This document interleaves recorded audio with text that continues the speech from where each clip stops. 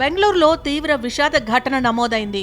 ఏం కష్టం వచ్చిందో తెలియదు కానీ ఒట్టెక్కి తన భార్య 2 పిల్లలతో ఆత్మహత్యకు పాల్పడ్డాడు.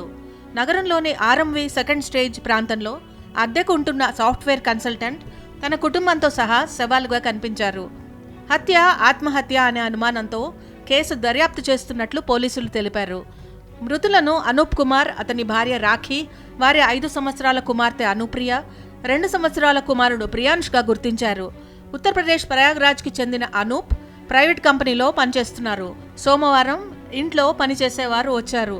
అయితే ఎంత ప్రయత్నించినప్పటికీ ఎవరూ డోర్ తెరవకపోవడంతో ఇరుగు పొరుగు వారిని అప్రమత్తం చేశారు. వారు పోలీసులకు సమాచారం అందించారు. ఇంట్లో దంపతులతో పాటు వారి 2 పిల్లల మృతదేహాలను గుర్తించారు. అనూప్, రాఖీలు ఉరివేసుకుని ఆత్మహత్యకు పాల్పడ్డారు. దీనికి ముందు వారి పిల్లలకు విషం ఇచ్చినట్లు ప్రాథమిక విచారణలో తెలిసింది.